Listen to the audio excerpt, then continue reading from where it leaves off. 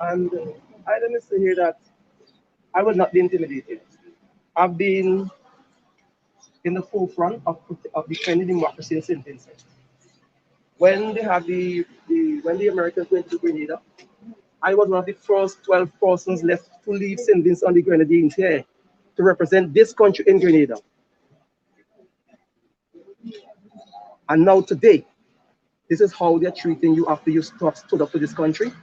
I think all the police officers who are present now who have retired should take note. Because if they can do me that, what will do them? What will they do to them? And they must take note. Council Bruce, can I ask you, do you have any comments about these charges against your client? Well, morning, Kenton, and morning to all members of the media. I say this without fear of contradiction, that this is a continuous drive by the state to seek to drive fear into the heart and soul of people who want to protect democracy and citizenship. The charges that have been leveled against both Mr. Graham and Mr. James are the very charges that were leveled against Kenzie King and Adriana King. That they were concerned in a procession, that they participated in a protest that has been in contravention of the Public Order Act. I'll say two things about that very quickly. We are talking about a so-called progressive government that has resorted to using a 1951 piece of legislation, as progressive as that is, in 2021. It is a pre-independence piece of legislation, a pre-constitutional rule piece of legislation. So that is what they've resorted to.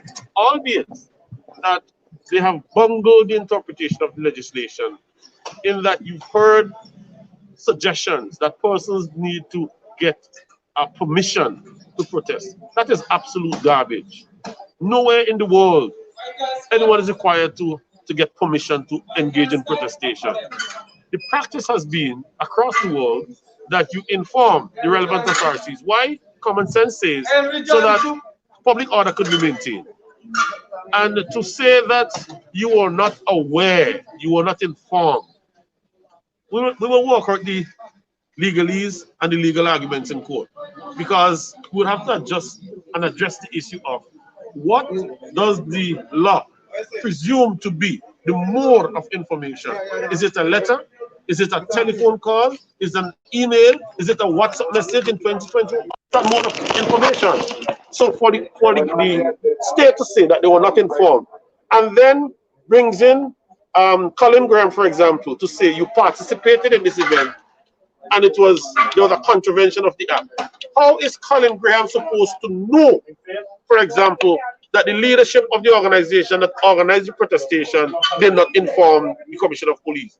So every protester is supposed to call up the leadership and say, let us know if you inform the commissioner. It's garbage. But there's a charge that says that he was concerned with organizing it also. Well, that is the extent of the foolishness of the charge.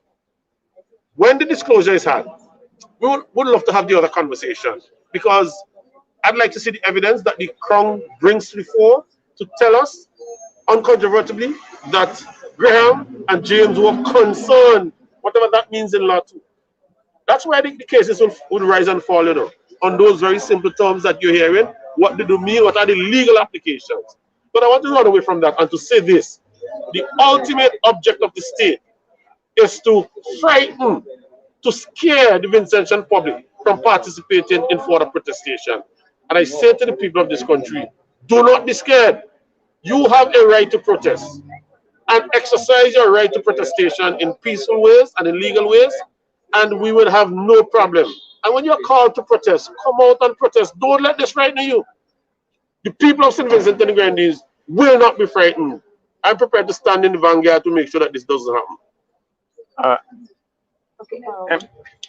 So disclosure for Adriana and Kenzie was the 31st of August. Were you able to receive?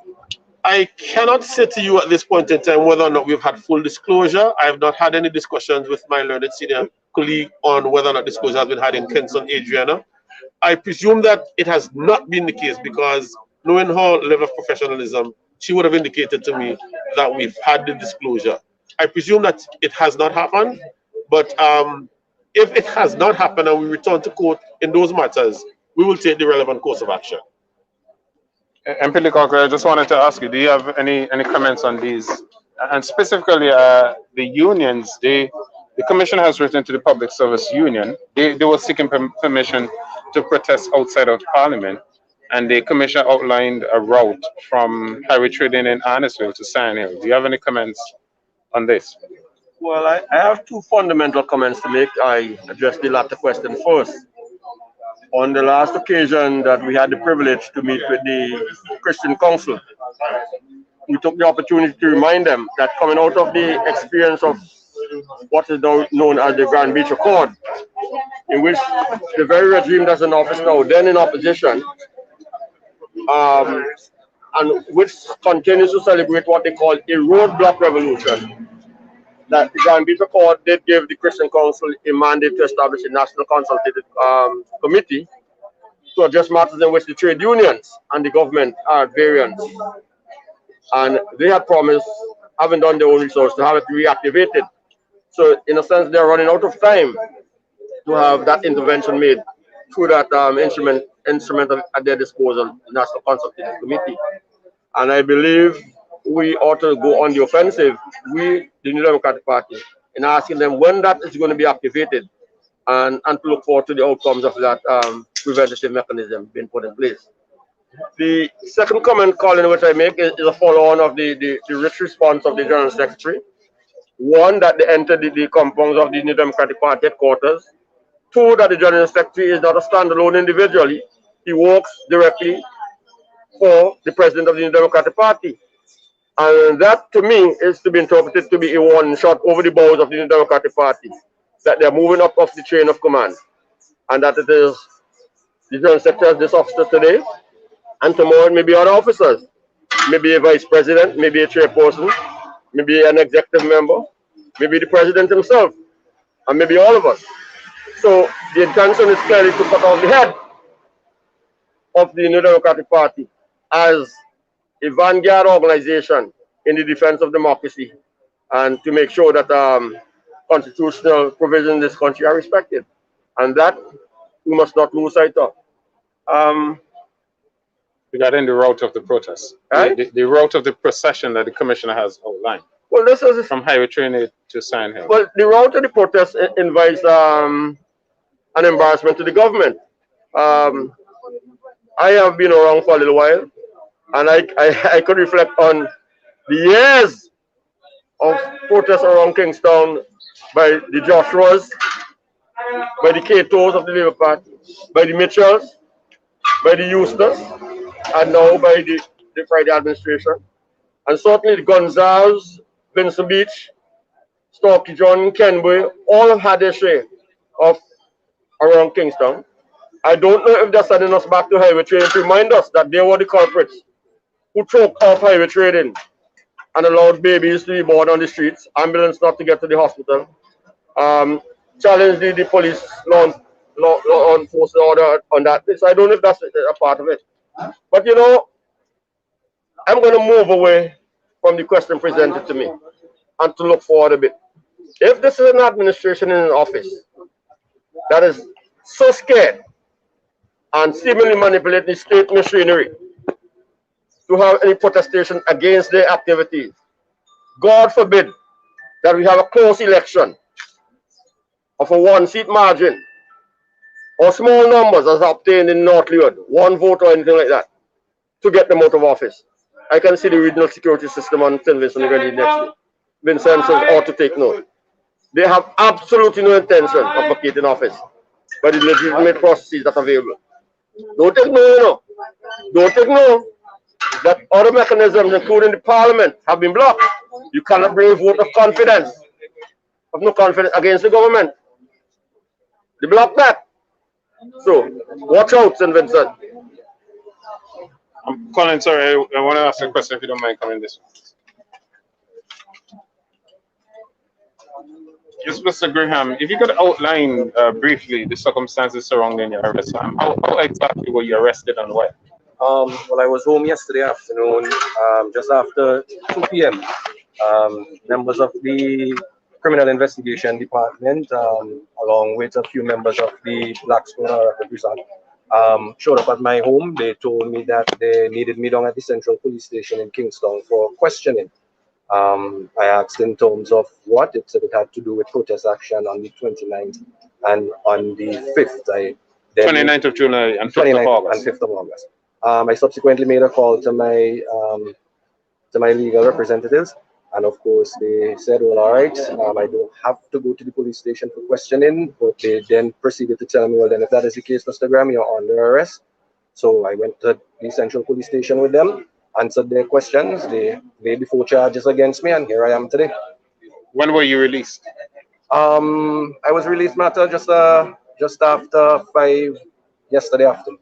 I think you were saying something about being concerned about being detained for a long period of time because of wanting to attend a graduation or some event. Well, yes, my daughter's graduation is actually going on at present at the Kingston Preparatory School. I was somewhat concerned because I knew when they picked up Kenson King and Adriana King, the length of time that they had them in detention, and that was just for questioning. So that was my only concern, because I wanted to, obviously, as a parent, I wanted to be there for my daughter for her graduation today. Unfortunately, because of the circumstances, I had to miss that. But as I leave here now, I go straight up to the Kingston Preparatory School to be there for the rest of her graduation. All right, thanks. Dr. Friday, were you in office yesterday when the police visited? No, I wasn't, but it was reported to me what happened, and I took great care to find out exactly what happened, and how this entrance into the compound and the building of the Democratic Party occurred, and for what purpose. And what was relayed to me, the more I think about it, the more disturbing it gets, because basically police officers who are armed entering into the office of a opposition political leader, it raises a lot of concerns and worries about the propriety of the actions of the police. They had reached up the stairs almost outside the office of the leader of the opposition until a member of staff spoke with them. This is a phone call to the office, might have been helpful. What do you think Tyrone was going to do? Run off and go somewhere? These kinds of actions, the overreach on the part of the police, the seeming, emboldened actions in terms of how they are going to approach persons who are perceived to have taken part in the demonstration is very worrying, because it shows an overreach on the part of the police. But the intention, if it is to discourage and to intimidate people, it's not going to work, because the people are saying enough is enough. We've gone too far. This is not the kind of St. Vincent and the Grenadines that we inherited, and it's certainly not the one we want to leave for our children. Finally, what impact, if any, did the presence of the police there, as they were, have on your staff? Well, the member staff who interacted with them is somebody who's very experienced, and it was able, the interaction, from what I gather, wasn't very long, but she essentially told him Mr. James was not present and she didn't know when he was coming back, and then they left, and apparently after that they went to his home. But I mean, to have a truckload of police officers with assault rifles and SSU and Black Squad and so forth, looking for the General Secretary of the Democratic Party, that is in itself, again, just think about that image. That's the General Secretary of the Democratic Party, and the police are looking for him to charge him for involvement in a protest action that is constitutionally protected. And there are other persons who have been involved in much more serious matters, and are simply not. They haven't had visits from the police. Like what? Yeah. Like what? Like in the incident of the shooting, the allegations and the charge relating to Mr. John. We're not aware of police officers going to the homes of any other persons who were involved. In fact, we don't even know the third person involved in that incident was any arrest. We recall the situation with Vinette Frederick when she had been acquitted on the charge, and then having lunch with her lawyers. This is some years ago. 8 police officers jumping out of a vehicle to arrest her again for what? There seems to be, on the face of it, one, means of operation of the administration of justice for some people, and another for persons, certainly persons in the opposition. And the question you have to ask yourself is, how deep does this difference go, and what does it mean for the administration of justice in St. Vincent and the Grenadines in general? All right, thank you very much for talking to me. Colin,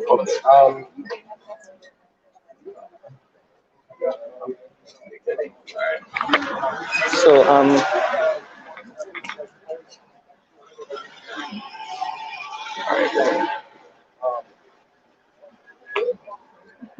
A little bit closer, just a little bit.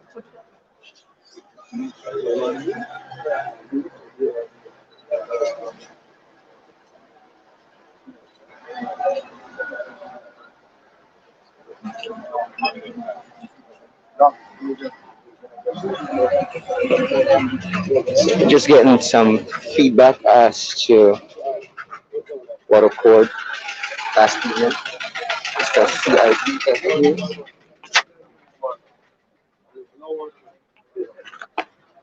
Colin, if I may ask you, are you aware of what happened to Casper G yesterday? He was arrested as well? I understand that he was arrested, but in terms of him and his situation, I am not aware at this moment. So I don't want to say much. You were part of our democratic process. You know? Yeah, we need to hear you. Not just reporting what happened here, but op-eds and columns and people exposing and commenting and giving their views as to what is happening in very, very, very serious, difficult times. It is. And that is what people have to understand, why everybody has to, set aside our differences. We know we have differences. That's what democracy is about, differences. But we have to be able to exercise. We have to have a playing field that we can all come on and essentially, work out our differences. When you take away that, and you basically said only one team is going to be playing, or you could only play in this part of it, because you're restricting and constraining the rights of people to do so, then we no longer have a democracy in our country. And we are on the slippery slope to a place where none of us wants to go. I certainly don't want to do that. Mr. Jensek, Yeah. just 1 second. So we came in a bit late when you update. We're just wondering when was your case set? 7th of December. And of course you pleaded what would have been your plea? Well, I'm not guilty. On all counts. And those counts for those of us who were just joining us, just please, if you be so kind as to repeat the charges. Well, not verbatim, but essentially for participating in a protest and concerned in organize the protest. The same Two charges each, yes, and two separate, the 29th of July and the 5th of August. And you were arrested at home? No, they came looking for me, but I was informed. I spoke to my lawyer. She contacted them. They said they wanted me eventually, so I went in because I would not hide from the police. As a matter of fact, I am a friend of the police. I've been in that organization for over 30 years, and I know the commission, I know all of them. If they had called me, I would have gone in there earlier. But they took no to let the lawyer know that they needed me, so I went in after. And just as I went in there, I would have gone in before. Thank you, sir, and all the best. No problem, man. Yes, so there's your situation update as it relates to matters concerning the arrest of two NDP officials yesterday evening. They appeared in the Kingston Magistrates Court this morning and are now on their way home. All right, thank you as usual for joining JP Shamon's situation updates. We'll be with you with more.